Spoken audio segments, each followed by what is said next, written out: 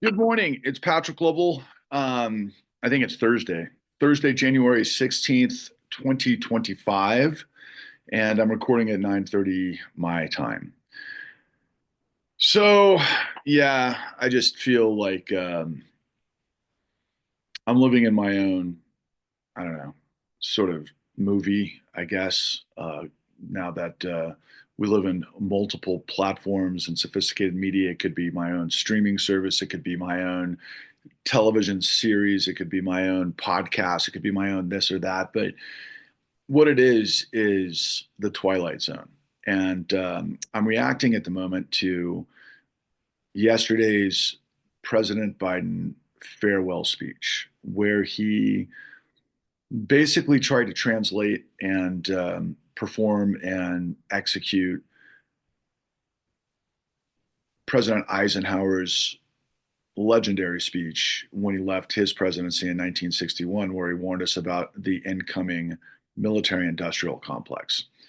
And in this speech yesterday, pretty much the focus in terms of the equivalency of the military industrial complex and the way it's been interpreted, particularly by those that I watch frequently, which I'm also responding to as well, because I saw a airing of it this morning on YouTube, which was basically the hens of MSNBC that include Rachel Maddow and Joy Reid and Alex Wagner, and they also had Chris Hayes, and who I'll include in that description. But their response was dramatic. It was one of almost shock. It was one where they couldn't believe, I think, because they describe Biden as an institutionalist, which is true. And he has been in government for literally 50 years.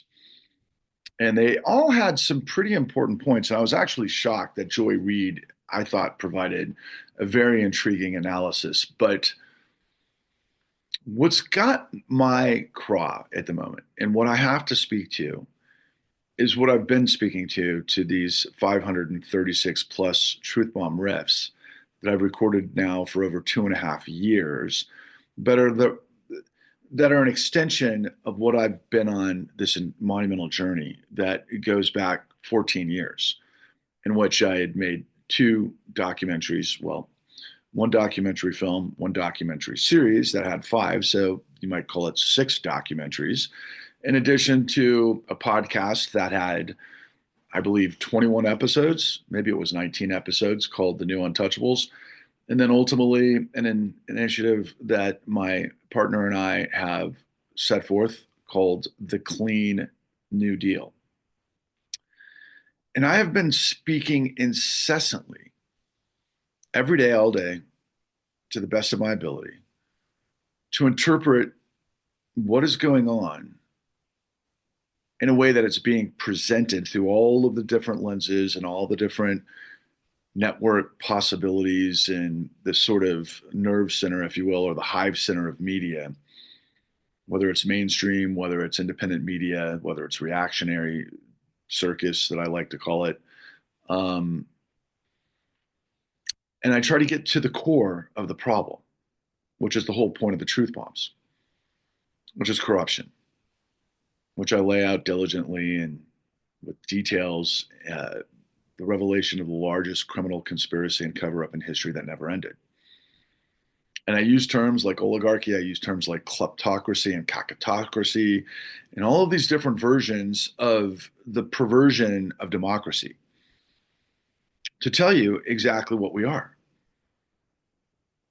I've said for a very long time that we are not a democracy.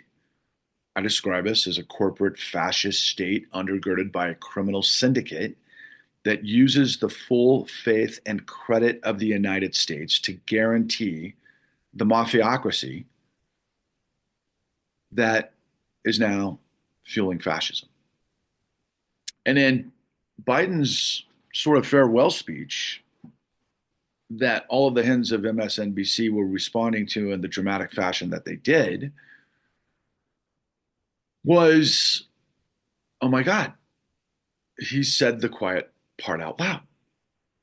He said the tech bros and the billionaire class have effectively hijacked our country. We're no longer the United States of America.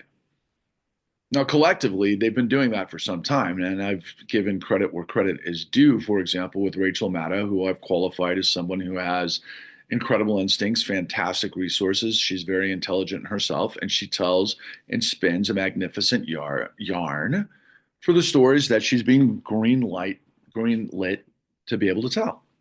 And so doing, she got a $42 million a year contract where she worked 1 day a week on air. And then the rest was focused on podcasts. And one of which was, I thought, absolutely brilliant, called Ultra, that revealed that really all things MAGA are all things America First, which are all things an extension of Jim Crow, who had a fusion with literal Nazis back in the 30s, and included all sorts of revelations, such as the electoral scheme to steal the election from the Electoral College using fabrication and falsification of documents and electoral signatures.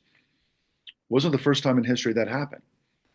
And that was news to me. That had actually happened during the McCarthy era in his run for the presidency. And yeah, I should have known that there was a blueprint for everything that became MAGA. And MAGA is a continuum. I've said it millions of times.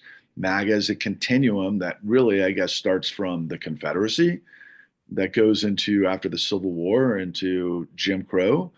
And then eventually it morphs into the funding of the Texas billionaire oilmen back in the 50s and the 60s was called John Birch, and very organized and structural. And then that would evolve eventually into America First. Sorry, America First would be before John Birch, but it was John Birch. And then eventually, after, quite frankly, the great financial crisis, it became the Tea Party, which was engineered by the Koch brothers, which is, of course, that sort of octopus of the billionaire class through all things organizational structure, from think tanks to media apparatuses to legislation and lobbyists, and a legal system, which we call the revolving door, i.e., corruption. This faction has been incredibly organized forever. And by the way, that Tea Party evolved into MAGA. Okay? It's all one continuum. They're all the same thing. But what we've seen is the oldest sort of mechanical, shall we say, structure that has compounded what we'll call the patriarchy, and then white supremacy with the billionaire oligarchic class. That now Biden, in the hands of MSNBC with the impending Trump administration, are calling tech bros. And they have been calling them tech bros for some time. But again, true to form with all of them, particularly Biden, and I got to tell you, this thing is so unbelievably nauseatingly frustrating to me from a standpoint of, I just poke holes, not poke holes, I blow holes like I've got 16-inch caliber guns on the USS Texas or something like that. You know, whatever the biggest battleship is in our fleet right now that could blow, pretty much countries off the face of the earth. I'm doing that to this grift, but I've been quashed for a very long time. If you know my story, you know that our work, The Con, at www.thecon.tv, which you can see for free because we made the largest criminal conspiracy in the history of the world free, because all the American people buy our lives. And that's part of this whole situation. And incidentally, Joe Biden yesterday had mentioned, as inspiration to everything that he is trying to remind us of who we are and what we're all about, is the image of the Statue of Liberty and what it means and how we got it and the story and so on and so forth. And I learned, and I didn't realize, and I've been to the Statue of Liberty many times, that it was a gift, of course, from France, but it was after the Civil War. I thought it was before the Civil War, but I thought that was fascinating. But we chose in our artistic posters of my first documentary film called Forward 13 Waking Up the American Dream. We depicted the Statue of Liberty in shame, where we said in the caption, America for sale. And that work, which was my first documentary film that I made after during the Occupy Wall Street movement, after the 2008 great financial crisis, where I was trying to piece together what all of media wasn't doing, which I understood just based on my background, my experience, what I knew about the country and the world and our history and geopolitics and the mechanics of the law and so on and so forth, which was pretty extensive at the time. And this was now 14 years ago. Um, the way I had constructed what I was seeing and trying to compel the American people to understand is that the American dream ultimately is about the integrity and the character of the rule of law. I had learned on that journey that we have two columns of our soul. We have character, integrity, honesty, dignity, decency as one pole of our soul, and then the other we have hypocrisy, duplicity, complicity. This is typically the language of politics. This is the language of power. This is the language of Machiavellian, ambitious people in the system who know how to read the tea leaves and understand how things work, who are smart, who come out of our university structure to get higher education, you know, degrees to be able to function in a system to basically do what the system is telling them to do. Okay. I always knew that. And the way I constructed Forward 13, Waking Up the American Dream, is kind of like my prologue to what would ultimately become the con. But it was setting the table for how the system works. And I already had known this for many, many years. I'd known this probably for another 15 years previous to this, but I understood board of directors. I understood spheres of influence. I understood the economy. I understood the sort of balance of powers, if you will, between all of the facets of our country, economy, and political structure. And I had studied political science and I had worked in Hollywood and I knew, for going back to the 90s, the media communication, apparatus of Hollywood, quite frankly, which is a huge piece of this whole puzzle. And so when I constructed Forward 13, Waking Up the American Dream, as I was surfing the Occupy Wall Street from sea to shining sea, and I wound up, it kind of felt like, quite frankly, the Yellow Brick Road and the Wizard of Oz, because by the time I got to Washington, D.C. and New York City, that felt like Oz to me. That felt like, and it was. And there was more to it than that. I remember visiting Shanksville, Pennsylvania, as a reminder of what happened on Flight 93 after 9/11. But what I was seeing and what I was learning from the people that were protesting and then all of the interviews that I set up, I didn't make a movie about Occupy Wall Street. I made a movie that Occupy Wall Street played a background sort of character to help further the revelations of what we were. And there was a lot of things coming out at that time, thanks to the Occupy Wall Street movement, primarily the 99%. It wasn't until that time period that we started to see the data that showed the monumental growth of the 1% in terms of their share of the economic pie. And I was scratching my head. I was like, well, okay, let me think about how this whole thing works in terms of my experience and what I had seen in my life, because I had been close to the corridors of power. I had a front row seat. I was a small fish in a big pond, but I had a front row seat to executive producers on the lots of some of the biggest studios that exist. And a lot of times they weren't that impressive. And I got to understand the sort of parlance of the system of the accountants and the attorneys and the producers within and the machinations that got things done. But there was always a figurehead, somebody at the top who seemed to fall upwards. That's kind of a thing that everybody has known for a long time who's ever had any dalliance with, any sort of systems, that a lot of the times those that are the least, I don't know, capable, the least worthy fall to the top. And we always scratch our head as to, well, why is that? Well, because they're diabolical. And they're not necessarily diabolical geniuses, but it works like this in a hive mentality of corporatocracy. You have boards of directors, you have CEOs, you have influences of power, and the boards typically do what the CEOs require. That's the reason why they're on the board. There's a lot of incentives and upside that go along with that. So they can ensconce and basically protect the powerhead. And what I had learned at that time period, and I had known for some time, is that corporations are antithetical to democracy. Corporations aren't democratic, they're autocratic. Now, yeah, there are some checks and balances, and at least on paper, the idea is that the shareholder can hold the CEO accountable. But that's really been out the window because of a lot of tricks and all sorts of smart, very diabolical, genius structuring by the legal class that have created these white shoe law firms, and they've been around for a very long time, but they're ensconced in power, i.e., the revolving door.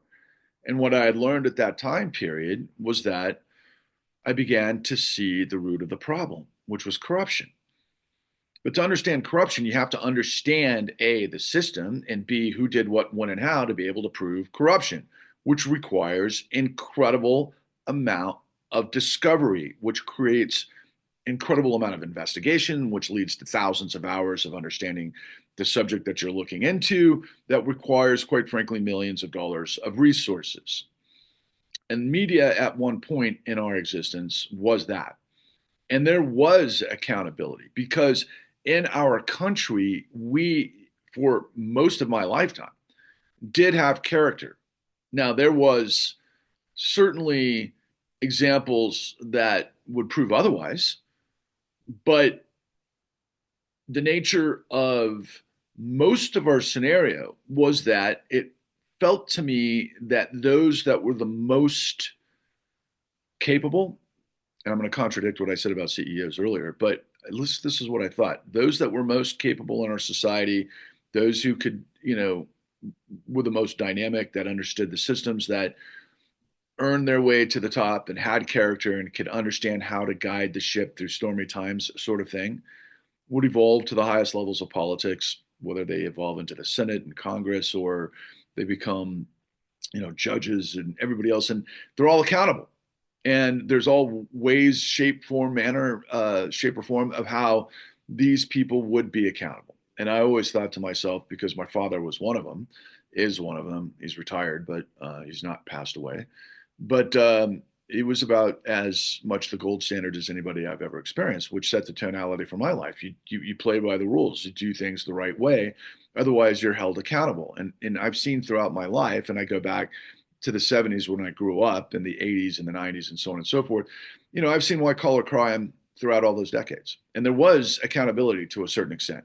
I thought there was maybe more than I had originally understood, but that would all come in time because of the thousands and thousands and thousands of hours that I had to put into all of my collective projects that would ensconce and be the reason I do these truth bombs and have laid out all of this material. So then last night, outgoing President Biden basically just provided a thumbnail, but eventually the same dynamics and the same sort of warnings, if you will, and revelations without the details, but at the same time, an earnest and a very dark outlook on the cancer within. And of course, he didn't describe it that way, but the reaction from the Hens of Wall Street was such that they were almost shocked because Biden laid out many of what we've laid out in the precepts of the Clean New Deal. And he did so in a way that they were like, oh my God, again, the quiet part was said out loud, that we allow dark money to billionaire interests to game the system, to write the laws and the legislation because they pay for the lobbyists and the lawmakers to basically create rules for them to rule, which is tyranny. And he said as much.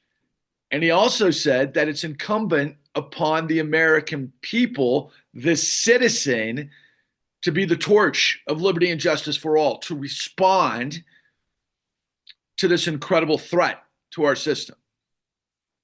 And so did the Hens of Wall Street, who parroted that as well, which is fresh, from this perspective.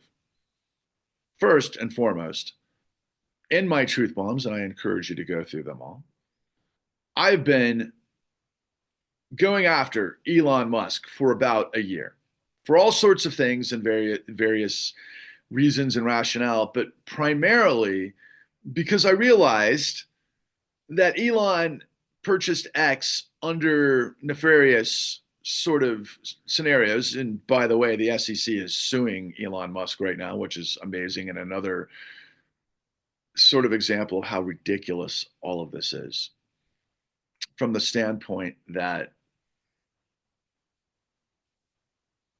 after Biden went through that unbelievably embarrassing and very sort of shocking debate with Trump, where it was clear he was experiencing all sorts of mental fragility that could be borne by whatever the medical, diagnosis is. I'm not sure if it's a when you get old, you get I don't want to call it Alzheimer's, but a version of just not having the capacity he once did. And of course, that's hampered for Joe Biden because of his stutter as well. But it was clear that obviously Joe didn't have a grasp and was flying the plane, was piloting the plane, was captaining the ship. He didn't have the capacity, and we all knew it. And they jumped the Democrats, obviously Pelosi and Obama and so forth. They decided to, run with Kamala and Walz, which was a very interesting move. But the campaign that I have been proclamating from day one should have been about the prosecutor versus the felon, i.e. Trump. But she chose to turn the page. She chose to do Obama's Change We Can Believe in Part 2, which are platitudes without details. And by the way, a lot of what Biden said in his outgoing speech last night, he'd covered when he came into the presidency. I mean, he'd been talking about the special interest forever, but yet Biden's been in power for 50 years and he's been a tool of the special interest coming out of Delaware and the LLCs and the credit card companies and the prison industrial complex and yada, yada, yada. It's just like, okay, come on, whatever. But at the same time, Joe always had good instincts and he was a pretty decent guy and he was 1,000 times better than Trump on any day. And, but yet here he is giving this, departure speech that everybody's like, oh my God, okay, so now it's up to us. Okay, so what have I been telling you the whole time? It's up to us. And Joe Biden goes so far as to say things like, oh yeah, we've done this before. And he was referring to the New Deal. And he was also referring to Teddy Roosevelt's time period when, we had trust busting. And he's like, yeah, this is what Americans do. Yeah, but those are populist movements that groundswell the presidential movement to actually have answers, which we've quashed since Obama. Obama came in like the night on, riding on the white horse, basically riding a people's mandate through a populist mandate to clean up the mess that had come before through Bush and all things post 9/11 through the wars, but ultimately the economy, which at that time was the 2008 great financial crisis. And what Obama did was not FDR. What Obama did was he put everybody in power who was the revolving door DNC machinations of Wall Street power, to basically run the show to clean up the insanity of the world's largest criminal financial conspiracy in history and cover up that never ended by utilizing smoke and mirror tactics at the Federal Reserve while the media was playing ball, most notably Rachel Maddow, even though she was young at that time and she didn't know what questions to ask, because like me, I had to go on this monumental journey that took 14 years to understand what questions to ask. But I had come from the centers of power, the centers of corporate power. I had insight because my grandfather and my father were both at high levels of business in the fossil fuel industry. I knew the verticals. I understood how things work. I understood how money worked a long time ago. I understood how corporate influence worked a long time ago. That's why I studied what I studied. That's why I pursued the career I did. I had all of the basics, but you still don't know what's going on until you get the details.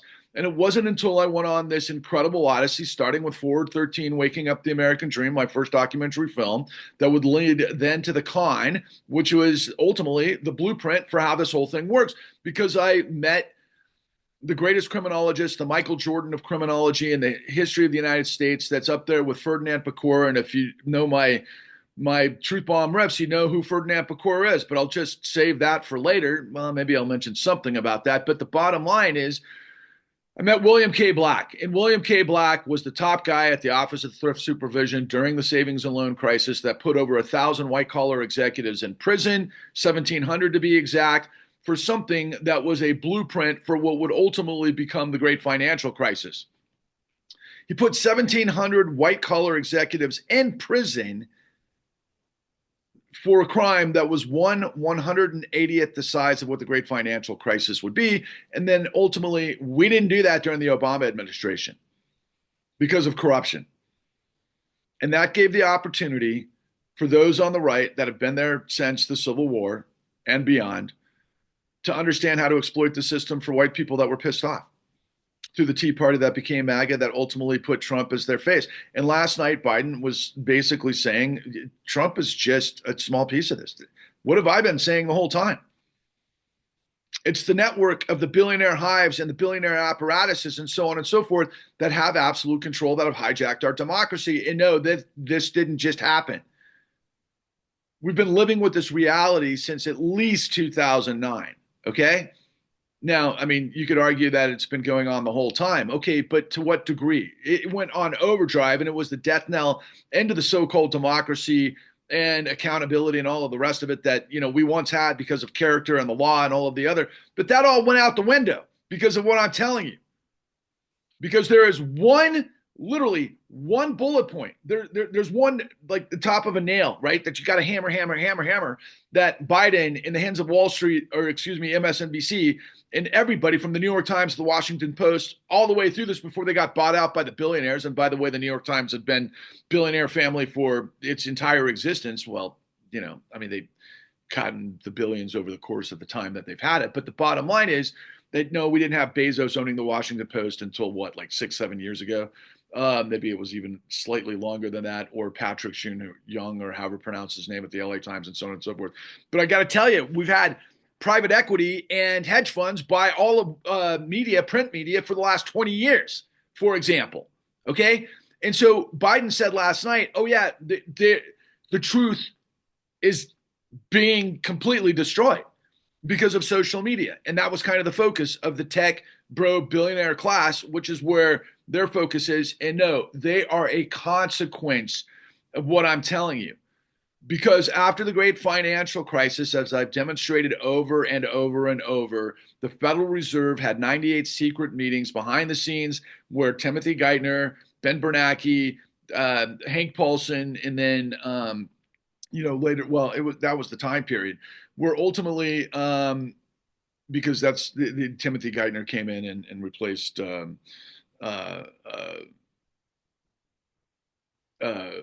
Paulson. I was trying to configure in my mind if I'm missing any pieces there. But long and the short of it is that they sold America a bill of goods where we supposedly provided $750 billion and $700 billion in emergency lending to basically get liquidity in the markets again, to save Wall Street and to buy their toxic assets. That wasn't the figure. It was $33 trillion. It was $33 trillion illegally in 2009 because of the misuse of a statute called Federal Reserve Act 13.3, which provides liquidity under exigent circumstances to keep the engine of the United States floating, because we have a sovereign currency, because we're a superpower, and we've got the world's reserve currency. There's a lot of factors for how that works, but Federal Reserve Act 13.3 was never written, to provide emergency lending to a bankrupted financial enterprise based on racketeering. And that's what they did. And we know that they knew that because the Eric Holder Department of Justice later in 2016-17 through a bunch of civil penalties to the banks of the tune of $250 billion said as much in the discovery and the statement of facts that, yeah, we knew what they were doing, which was everything I've revealed to you, which was lying on a monumental scale, which was called racketeering, which is criminal. It's not shenanigans. The Department of Justice during Eric Holder chose not, and this is during Obama, chose not to hold the CEOs accountable for a grift that destroyed tens of millions of lives based on lies. And the devastation was immense. There was north of 30 million Americans that got directly impacted by this. What is the calculation based on the meme, based on the numbers? We had 10 million at least filed foreclosures that we know of. I know that the number was actually 16 million, but I believe it's much, much more because nobody could keep track of all this stuff because of the nature of what happens in the securitization and the derivatives. Nobody knew. It was a bouncing ball. Nobody knew who owned what in terms of what the securities were. And there's laws based on how you underwrite this whole thing. And to put it in perspective, because we just had the Los Angeles wildfires and it's still going on. And, my sympathies to everybody who's had to endure this stuff in LA which is Armageddon. And where literally feels like Armageddon and hellscape on earth because of a lot of the climate problems associated with this and overdevelopment and yada, yada, yada, which is leading to problems with insurance, which is all baked into this whole thing because we're underwriting stupidity for short term, which is based on the mechanics of the control fraud, which creates this hybrid central autocracy with, companies basically through their boards and their CEOs and so on and so forth, which is what I demonstrate in all of my work. And the magnitude of the fires, which seemed overwhelming at the time, seemed 9/11-esque, even though obviously we didn't lose nearly as many lives. But obviously seeing LA burn was a bit of a shock to many, many people and people like myself who work with people in LA. I mean, it's close to home. And I've got a lot of friends that were in the fire and lost everything. And, it's a nightmare. But after the 2008 great financial crisis, that was man-made. And we basically gave the people who destroyed and set the arson and burned all the houses to the ground, we gave them tens of trillions of dollars to be above the law and market forces and crush millions of people, which has led to calamity since then, of which Joe Biden last night is now saying, okay, your government failed you completely. We all know. And he said, and I'm going to get to the precepts of the Clean New Deal and what he was talking about, because he said, 100 years ago, we dealt with this, from trust busting through Franklin Delano Roosevelt and the New Deal. I mean, that's what he was implying. And then he was using Eisenhower's warning of the military-industrial complex to put it all together. This is what I've been doing for now 14 years. And I've been quashed by the system. I've been quashed by the system because yesterday, for example, I got booted off of X. I got booted off of X. This is like, I don't know, about the seventh time. They said that I had been guilty of their violating their terms of violent speech. And this has happened before, and it was just absolute horseshit. It didn't happen the way they claimed it did, but they spun it because this is how they do it. And this is actually something to consider all things what Biden is talking about. So I know I've been on the radar of Elon Musk for some time just based on what I've done because a lot of other things, but I've definitely been very targeted to Elon Musk, right? And so yesterday, Elon Musk posted this tweet and he did this patented sort of truth where he retweeted somebody's tweet from the UK that said pedophiles should be executed. And he said truth, right? And I just said, well, then that means Trump would be executed. And the reason I said that was because, well, we've seen pictures of Trump with Epstein and Epstein Island, and we know what Epstein was all about and underage girls and so forth. And I don't know what the technical age is for what we might consider pedophilia, which of course on the right is like one of these almost like what do they call it? Like a whistle blow, but there's just something that they all seem to be connected to. And my theory is that they've all been molested or something in their church, I guess. Something really weird about the whole thing. But the long and the short of it is, we know that there were underage girls. I don't know, underage girls being 17, I guess, but Donald Trump was seen with underage girls. And so, okay, by your standard, Elon, Donald Trump would be executed. I wasn't advocating for Donald Trump to be executed. I'm just saying, look, you're saying that pedophilia should be, anybody guilty of pedophilia should be executed. Okay, well, you're a bit of a hypocrite, and we all now know that. We all know now that Elon is insane. I liken him to Zaphod Beeblebrox. That's a character out of both of one of our favorite novels, A Hitchhiker's Guide to the Galaxy. But in that character, he's got two different heads, and he can never put it all together because he's always contradicting himself. And I've seen probably 3 or 4 different heads of Elon Musk, to be quite frank with you. But the point is, he's a hypocrite, but he's a billionaire, multi-billionaire. He made 181 billion or 141 billion after putting $300 million in the Trump campaign, and he made that much money in the span on paper because of his stock value and so on and so forth, not by selling more Teslas or getting more contracts for Starlink or SpaceX and all. No, it's because he's guaranteed to basically control what the outcome is in the next 4 years, and investors are like, oh yeah, he's in control. Which of course that's what Biden was talking about. That okay, here's a guy who is an unelected, quite frankly, immigrant who's not even a U.S. Well, he is a U.S. citizen, but he wouldn't, by Trump's standard again. That's funny. It didn't occur to me until just now that Trump had said, of course, Obama's birth certificate, and that was a big deal to him. But here we have an apartheid South African via Canada into Silicon Valley via Stanford, who dropped out and yada yada yada. It's so absurd. It's absolutely insane. But here's the insanity. You've got the hinge of MSNBC like, oh my God, Elon. But where were they, like I was for the past year, saying this is what Elon's doing? And in addition, Elon didn't just buy X with his own money. The purchase price from Jack Dorsey was $43 billion, I think, but of which I don't know how many billions specifically that Elon put in, but it was guaranteed, and also loans from the too big to fail banks. And there was private equity, and I don't know all the different private equity players that were involved, but we know that the Saudi Sovereign Wealth Fund was involved. So their autocracy through a religious theocracy in oil and all of those machinations, which is what I'm telling you back to Forward 13, Waking Up the American Dream, the CEO, the board of directors, the vertical and fossil fuel and monopolies. Okay, so that's power. Okay, that's what we've been dealing with now for decades. And the reaction to Biden's speech last night was like, oh my God, I can't believe he said the quiet part out loud. This is so important. But yet this is the reality we have been dealing with for decades.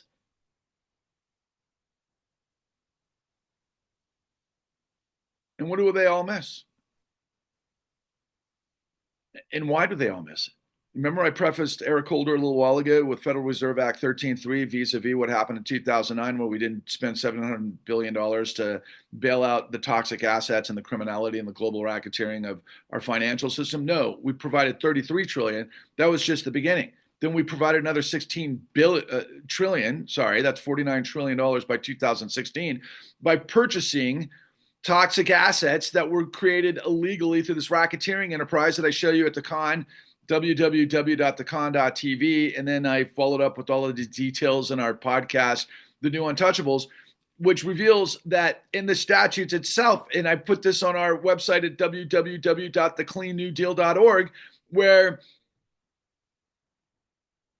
it says in the statutes that emergency exigent circumstances is not to be used for speculation in real estate markets. It says it in the statute, let alone the racketeering that the fucking DOJ had already proved.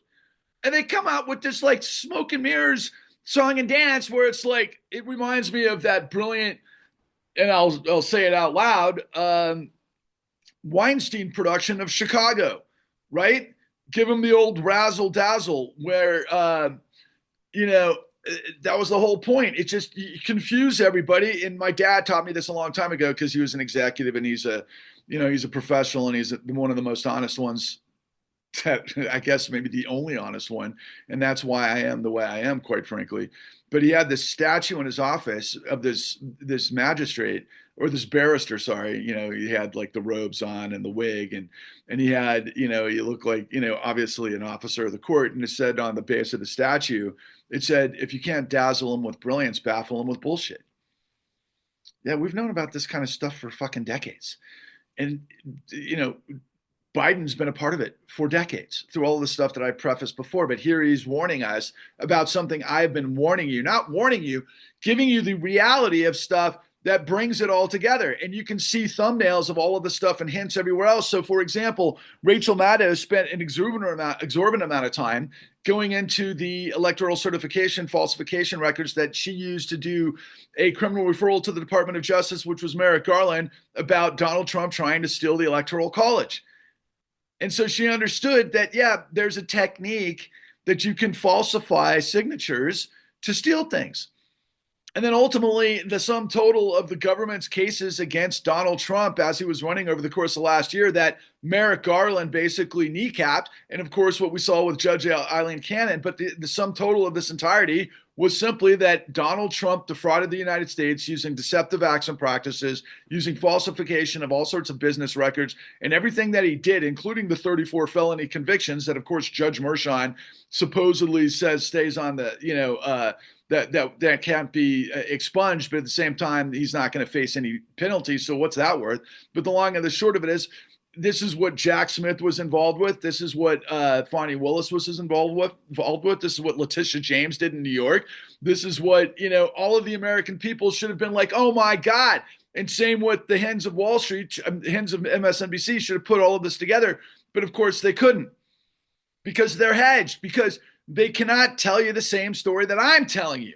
Because when you think about the audacity, the insanity of Donald Trump got people in the Electoral College to fake their electors to be able to steal the election. Oh my God, that's insane. That's incredible. That was in 11 cases that they actually had involved that Fonnie Willis was suing for RICO, quite frankly, racketeering, influence, corrupt organization. Yeah, we have statutes. We have laws to remedy these problems.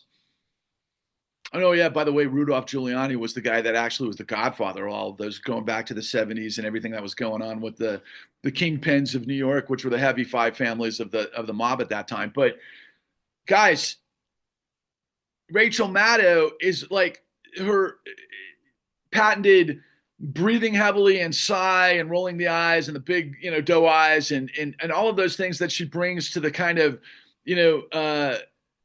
razzle dazzle to be able to spin this yarn. What she didn't reveal to you is what I'm revealing to you was in the aftermath of the 2008 great financial crisis, based on tens of millions of liars loans, that the foreclosing parties that foreclosed on tens of millions of Americans, they didn't have the right to foreclose because they didn't have the actual ownership of the property. That's what this whole smoke and mirrors had to fix with the $33 trillion that ultimately became $49 trillion to the engineers of calamity. I've said it before, I'll say it again. Osama bin Laden couldn't come up with something anywhere near as disastrous as the financial terrorism of our financial industry that we use the full faith and credit of the United States to guarantee through Federal Reserve Act 13.3 illegally. Got all the evidence. It's all there. It's all in the Clean New Deal. And this is what they've all ignored, and what you continue to ignore, and what everyone continues to ignore, while asking the questions of what Biden had, made it okay to discuss and talk about and get shocked about. And like, this is what we're talking about. America, we're corrupt. And we're owned by billionaire oligarchs, and they've hijacked our system, and they're above the law. And oh yeah, they don't say this, but I say this because of what I know about Federal Reserve Act 13.3. They are above market forces, which is the new boss, same as the old boss, which means tyranny. Get it? The United States was born in a revolution against tyranny. What do you think King George III and the sum total of the vertical of Parliament, and then ultimately the forces of the Redcoats and the Royal Navy at that time, were the same exact thing? It's the same exact structure. exact now that the Supreme Court put the president above the law. But if you've been listening to me, you know that I've said it over and over and over. I said that Biden is effectively Neville Chamberlain.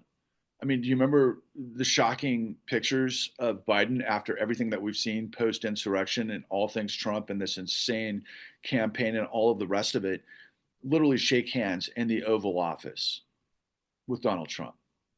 If that's not Neville Chamberlain, I don't know what is. But here he is on his way out saying, oh my God, this is the problem. This is what you have to fix, America.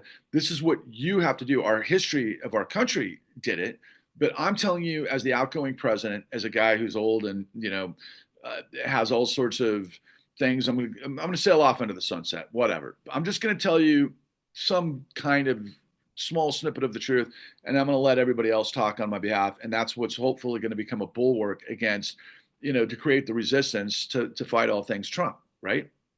And don't forget that the Republicans, they won Congress, both the high and the low houses, Senate and Congress. They got the White House and they had SCOTUS. And so what is, Biden saying about SCOTUS yesterday? Oh, that we have to have term limits and that ethics have to hold them accountable, among other things. So look, we created the Clean New Deal, which is at thecleannewdeal.org. And we lay all of this out. I provide you all of the information that I've just talked about. You have to go and you have to share www.thecleannewdeal.org. And it lays out everything I'm talking about, from Federal Reserve Act 13.3 to all of the details of what happened in the judiciary with the entire justice system working for a corrupt criminal organization that destroyed tens of millions of Americans illegally. Okay. So again, catastrophe in Los Angeles, people's homes being burned down, all of the rest of it. And we're like, oh my God, this is just above, beyond madness, and it's the end of the world and it's Armageddon and all of those things that naturally come with this type of stuff, right? Guys, we're talking about tens of millions of Americans that led to tens of trillions of dollars being backdoored to the criminals, the arsonists, the terrorists that did it all, that we didn't hold accountable.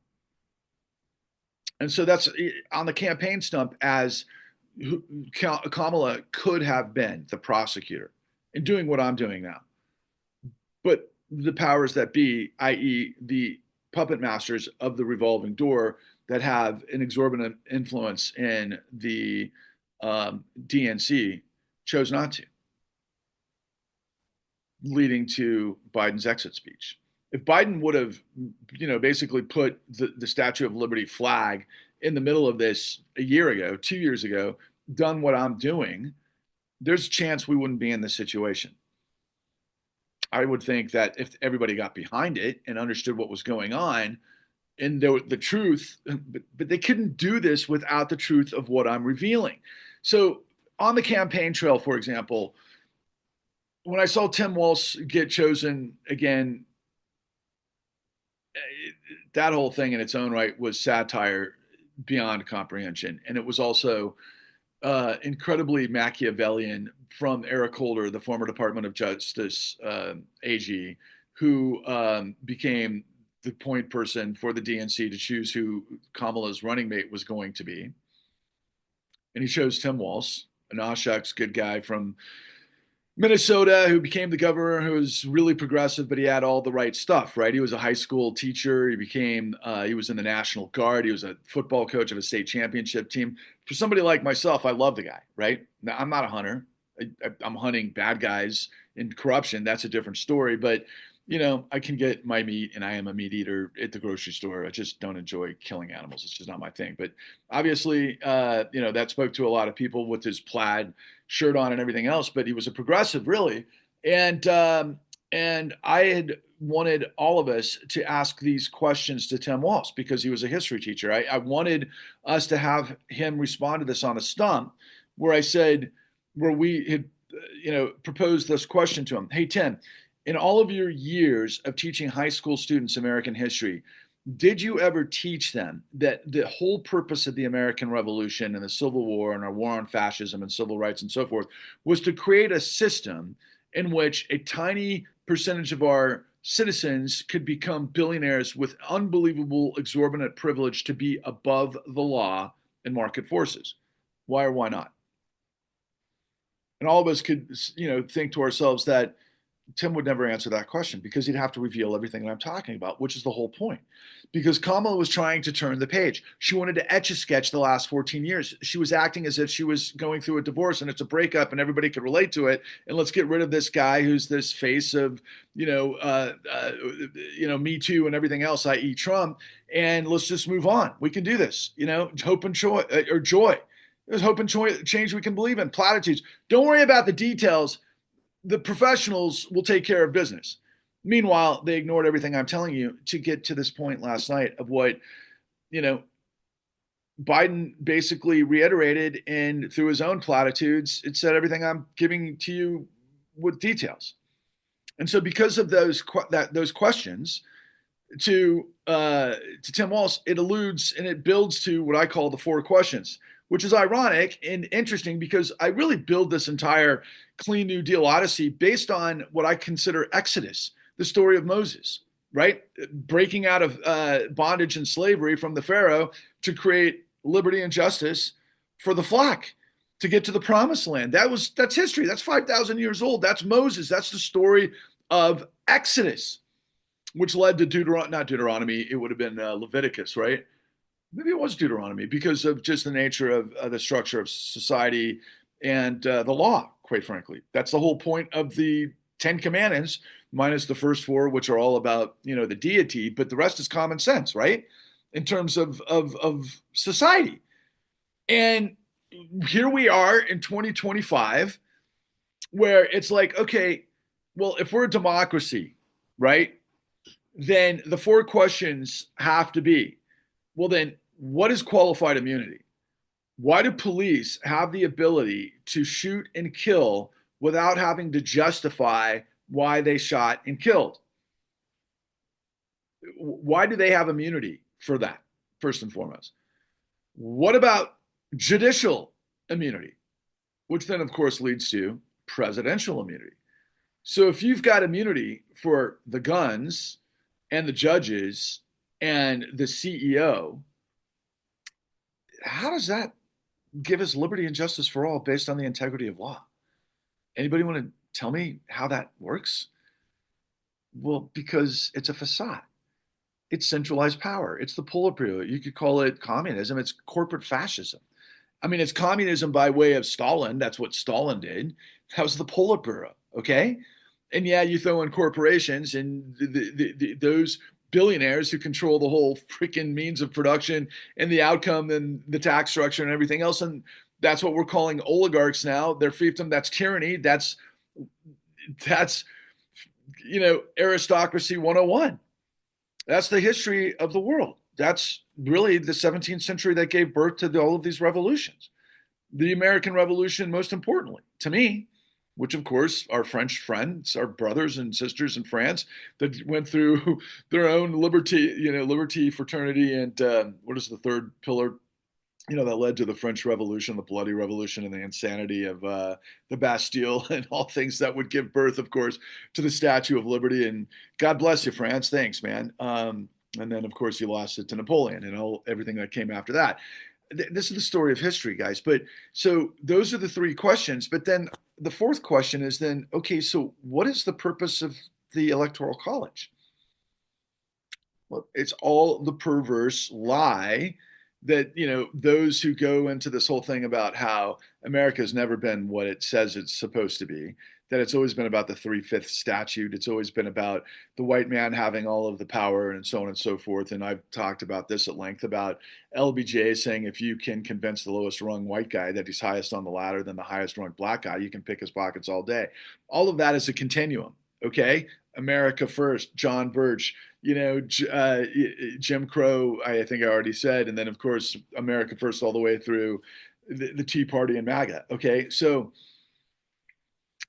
what is the Electoral College, particularly when you know that they can steal and lie, cheat and steal, I should say, which is all Trump has ever done his entire life, to seize power.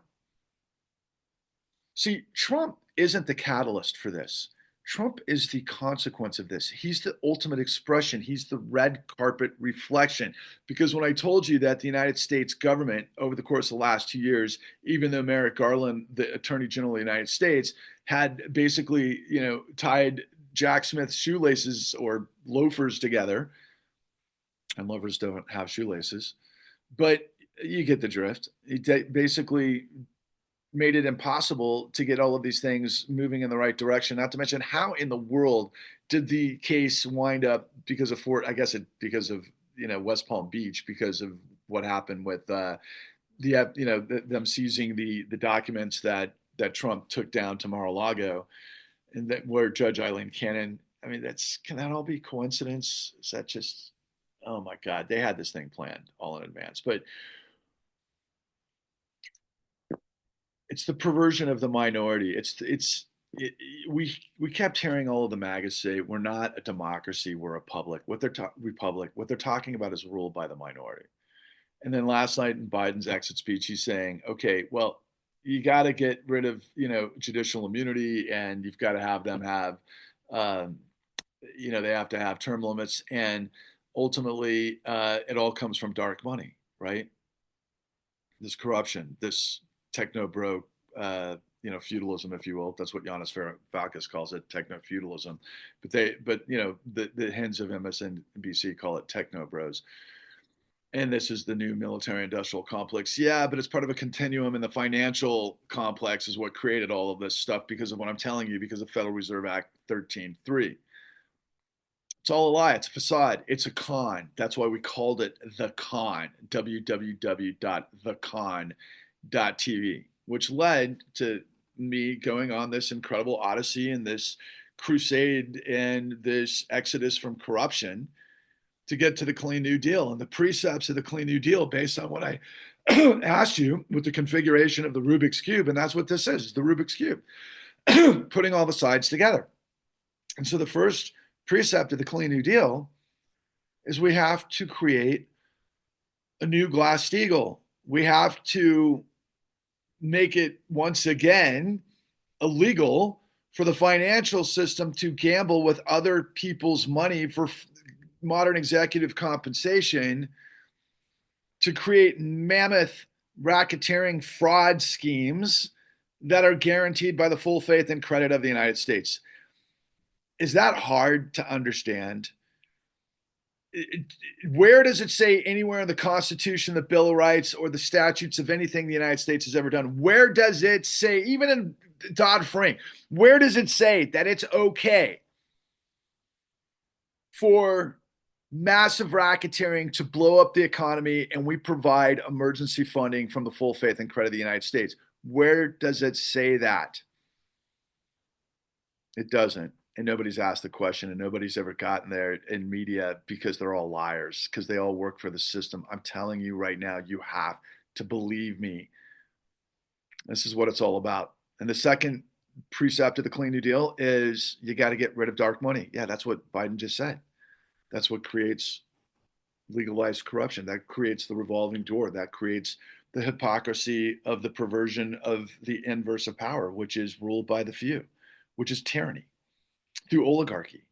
Surprise, that's the whole point of what Biden said last night, which then leads us to the third precept of the Clean New Deal. Is there a better way to spend $71 trillion than to enrich the few at the many's expense? Especially when we're talking about fires in LA that were spawned by climate change and density and all the stupidity that goes along with it for short-term gain with no outcome that's going to be guaranteed by the United States once again. I guarantee you Federal Reserve Act 13.3 is going to be what's used to bail out the billionaires in Malibu. I guarantee you. Federal funds, they'll mask it as FEMA and everywhere else, but it'll just come because nobody knows that this is what they're doing. This is what the Federal Reserve can do, which is not an independent owned category that operates outside of the United States. No, it's supposed to be mandated by Congress, but who's in Congress? Have you ever seen Marjorie Taylor Greene tell you this stuff? Of course not. She's a complete idiot. But I can tell you she was actually in on it in terms of just a grifter. That's what her and her husband did in real estate in Georgia, by the way. and George Santos and those grifters and Matt Gaetz and Lauren Boebert. I mean, they're all fucking idiots, man. They're all complete idiots. They wouldn't know how any of this stuff works in a million fucking lifetimes. And yet they're in Congress. Save George Santos. I was, how did he ever get there? But he got there. Okay. This is reality. And so, yes, I'm telling you, $71 trillion was stolen to create this situation to where guys like Elon Musk can spend $340 million and get $141 billion in a span of less than a month. Are you fucking kidding me?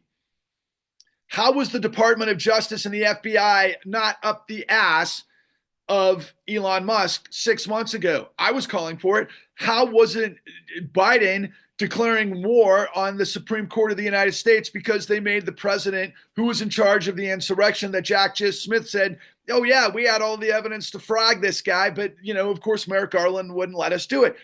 Is there a better way to spend $71 trillion? And Biden said in his speech last night, oh yeah, you know what? I'm the president that created the most progressive climate change legislation in the history of the world that everybody around the world is trying to emulate. Oh yeah, by the same time, he was drill baby drill. We produced more fossil fuel in the United States than we ever have. And I think we're the top producing fossil fuel country in the entire world. More than Saudi Arabia, more than Russia, because of fracking techniques and everything else and all of these other things. And that's all that Trump wants to do is drill, baby, drill. Trump doesn't care about anything else. He's going to leave it to the tech bros to run. We're talking about guys that are third generation Nazi. Peter Thiel, Elon Musk, the tech bros into central bank digital currency that hijacked the country for billionaires that have gotten billions of dollars from the full faith and credit of the United States to serve you a giant shit sandwich in context to climate change. Are you going to give up on that? Are you going to get, no, how are we going to pay for that?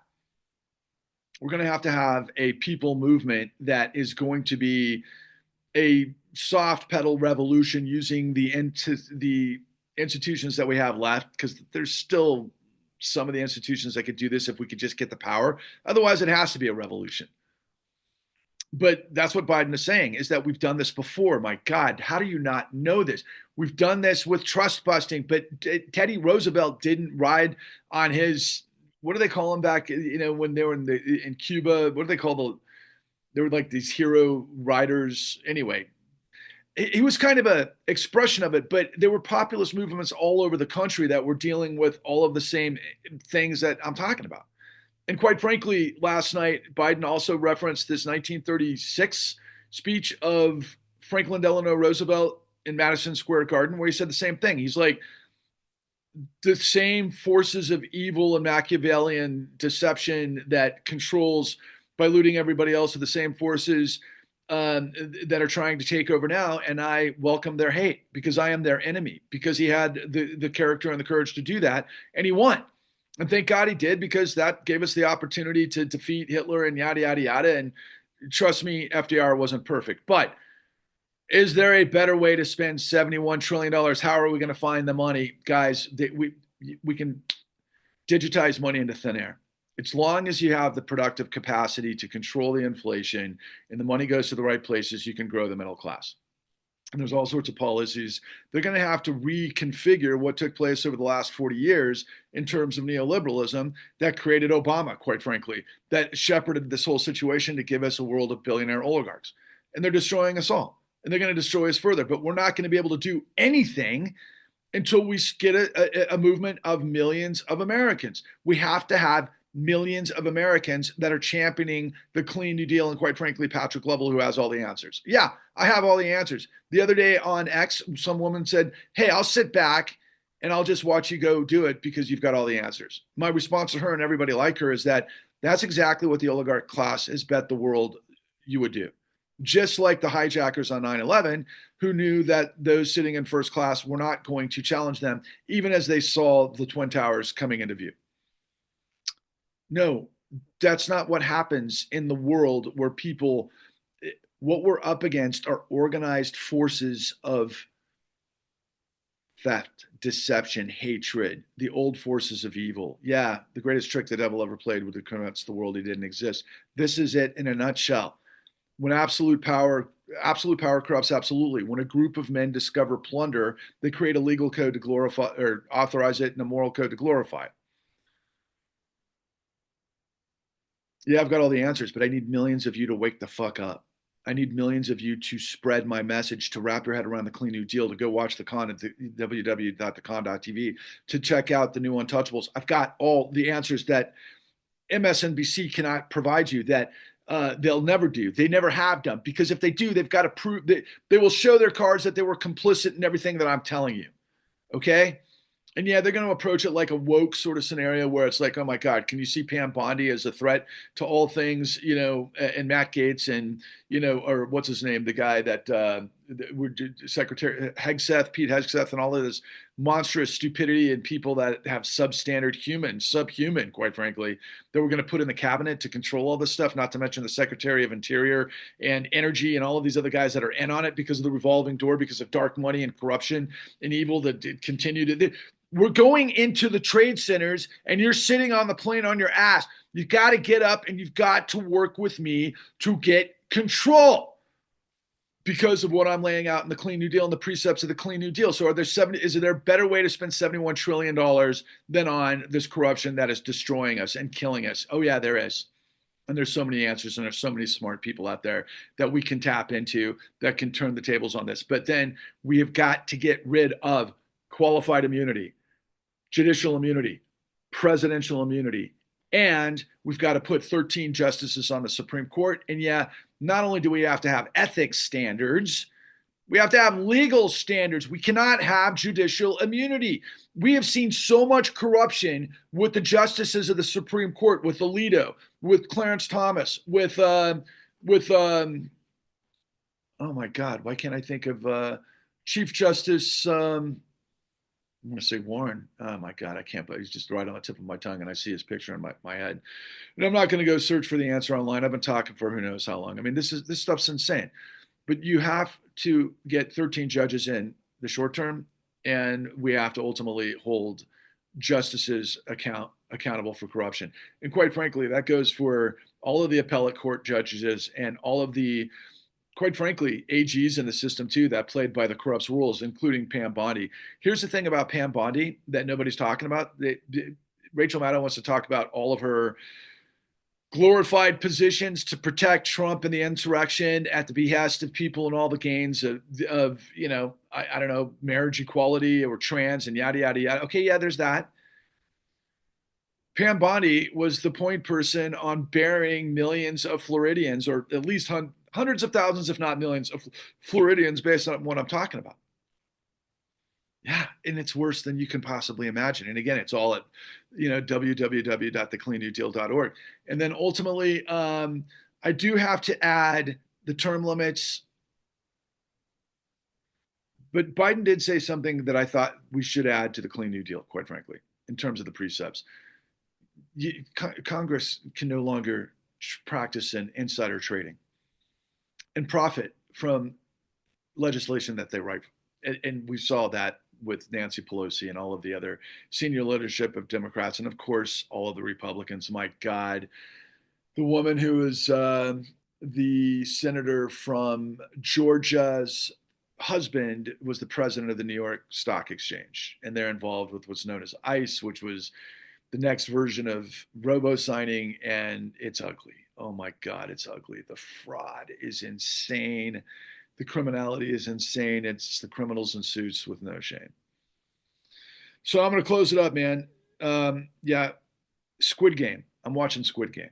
And I just finished season 2 last night, and I binged it. And I hadn't watched, I knew about all the hoopla about Squid Game, and it's just the same. I don't know what's wrong with me, but I went through the same process with Breaking Bad. I went through the same process with Game of Thrones. I found Peaky Blinders, just accidentally. But I never knew these series existed until many years after they were out there. And then I tapped in and I was like, oh my God, these are amazing. And same with now Squid Games, because the writers of Squid Games are basically laying out in a fictional form everything that we're in the midst of. And I'm basically the main character who's been through this situation, and I know how the system works.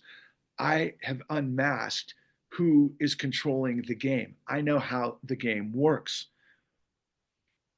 And yeah, I've been quashed by the system. That's why most of you haven't heard of me. You have to spread this video everywhere you can, but particularly on X, and shove it right up Elon Musk's ass, because Elon Musk is quashing me just like BlackRock did. Who is BlackRock? We haven't talked about BlackRock that much, but they were the one recently, but they're the ones basically running the show. They're the ones in control when Biden was having all sorts of lapses. I'm glad to see him a little bit more refreshed, a little bit tighter, a little bit, more on his game. But at the same time, I mean, Biden was a Machiavellian guy. His son, Beau Biden, knew all the stuff that I'm talking about. If you go back in the archives and you see what Beau was talking about, Beau was trying to get his dad to act on this stuff. Joe has always been one foot in the regular folks sort of arena, and then one leg in the power apparatus. And that's what his whole position was for 50 years. And now on his outward interview, I guess, his last discussion, he's like, this is the way the system works. But again, with platitudes, no different than Bernie Sanders and all of his platitudes, or Elizabeth Warren and her platitudes. Nobody has the answers. If you want to live in a country of life, liberty, and justice for all, where the integrity of law matters, you have to follow me. You have to share me. If you want to get our democracy back by smashing the pollution of corruption, if you want to live on a sustainable planet, if you want markets to work, if you want there to be accountability with the law and markets, you have to engage and follow and share me. I'm the only one that has the answers. I am the Pied Piper. I am Moses. I don't want to say I'm literally Moses, because Moses wasn't literal anyway, I don't think. Maybe there was some kind of Moses. I mean, history is a fascinating thing, because the more it changes, the more it stays the same as it ever was. And if you want to understand kind of the context of how my mind thinks, you know who I think was a prophet? David Byrne of the Talking Heads. Yeah, I could think of a lot of music poets that were prophets, and of course, Martin Luther King. And you might say, well, Patrick, what are we going to do?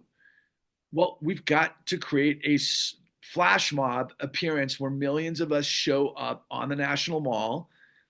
Before we get to the National Mall, we've got to surround this corrupt Supreme Court. We've got to surround the corrupt Congress. We've got to surround the corrupt Department of Justice. We've got to surround the corrupt Federal Reserve.